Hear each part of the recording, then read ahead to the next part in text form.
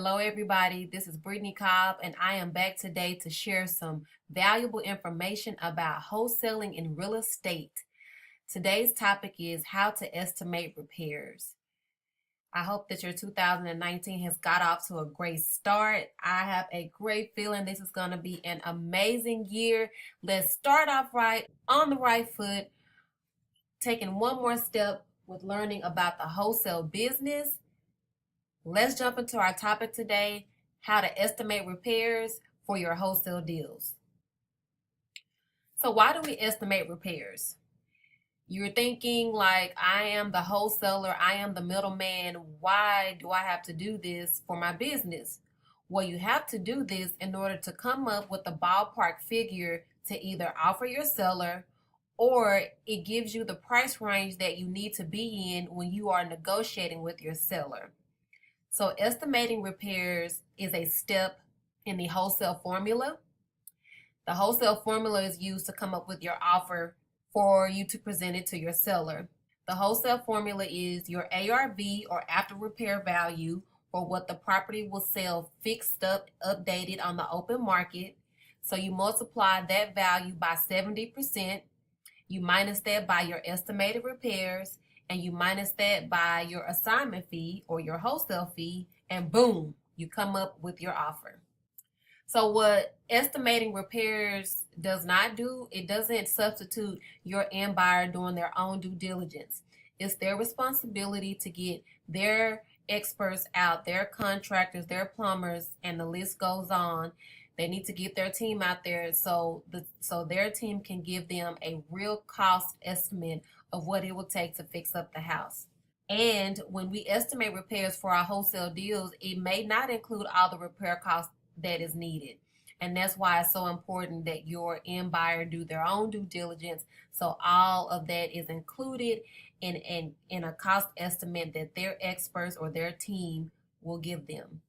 The things that I consider when I'm estimating repairs is, will I market this wholesale deal as a flip property or as a buy and hold property? Typically, an investor who is using the property as a rental will put less into a repair job than an investor who is going to buy it to flip it. And I'm going to talk about that in just a second. I also consider the age of the home and the condition of the home. What I've also found is a lot of times the age of the home will correlate with the condition of the home, meaning the older the home, probably the more work that it's going to need, and the newer the home, all things equal, the less work that it will need. So as I stated earlier, I consider how I will market the property. And the reason why that I consider this is a investor who is going to flip the house, they have to do more to the house because they are competing with all the beautiful homes on the market. And so they have to do all the repairs and updates that not only make the house functional, but makes it as appealing as any home in that neighborhood that's selling on the open market. An investor who is going to hold the house as a rental, they're concerned with what repairs and updates that they have to do to make the house functional and attractive to tenants in their market. Now, whether your end buyer is going to flip the property or hold it as a rental, these are major elements that are priority for your end buyer.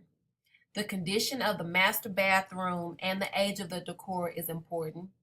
The condition of the kitchen and the age of the decor is important.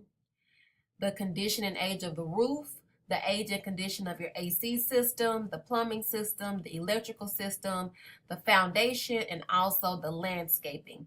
These are major elements that your end buyers, no matter what their exit strategy is, these are the things that they're definitely looking at. I use a 3-category method to estimate repairs for my wholesale business, and let's jump right into the first category.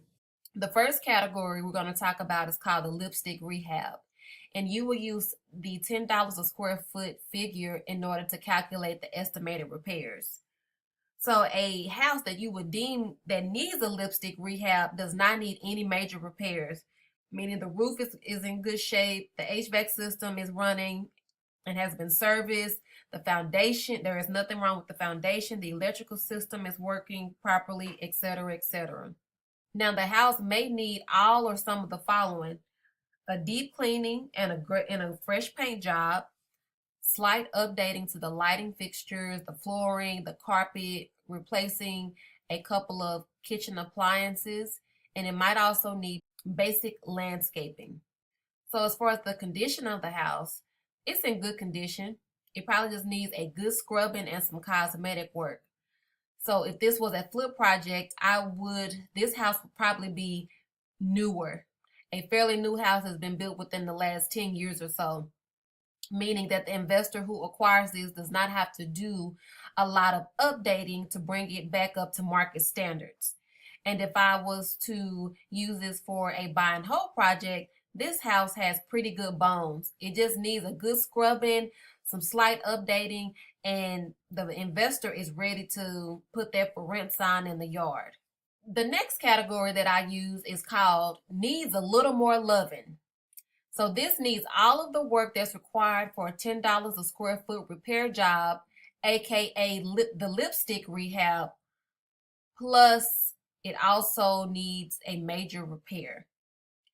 I don't consider foundation in assessing a major repair. The foundation work can be tens of thousands of dollars alone, and so I don't consider that in the category of a major repair for this category. If I was to assess a home needs a little more loving for a flip project, it's in decent condition.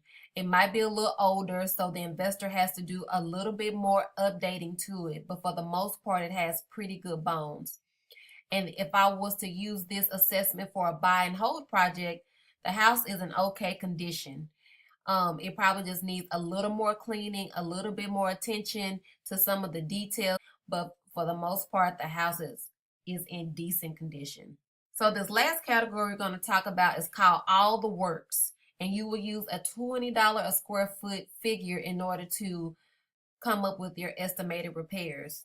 All that you would do in the $15 a square foot repair category, you will also do here, plus 2 or more major repairs are needed. So the roof might need to be replaced, something's up with the plumbing system, etc. But there are 2 or more major repairs that are needed. A detailed landscape job is needed. A full kitchen and master bath remodel is needed, as an example. My wholesale deals typically fall in this category because we are typically targeting in our wholesale business older homes that are 20 years old or older. This is where we're using this estimate, where the house hasn't been updated or remodeled in forever, and that the house needs a lot in order to get it fixed up and ready to go. If I was to use this for a flip project, this house is 20 plus years old. And for a buy and hold project, the home is not livable or functional. So meaning this investor who wants to use the house as a rental is going to have to put in a lot more work to make the house functional and slightly updated for their tenant. So here are some tips. Keep it simple.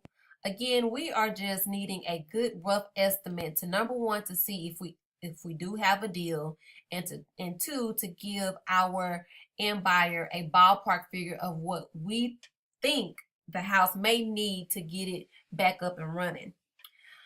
I typically overestimate repairs versus underestimating them, because this allows me room to still make the deal work even after my end buyer goes out to the house and get their experts out there and some other things are unveiled. I can go back and adjust my numbers and my deal still works. These are some of the questions I think are beneficial for you to ask your seller. How old is the AC unit? The last time the roof was replaced? If you see cracks in the floors or in the driveway, in the brick, or down the walls, ask, does the house have any foundation issues, or what has been their experience with the foundation since they've owned the home? A lot of times when you ask the seller, they'll tell you.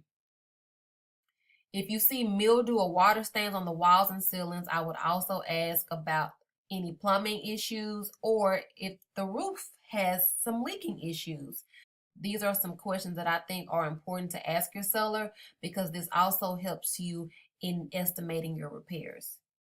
All right, guys, this has completed the first video of 2019. I am so excited about what 2019 has in store for us.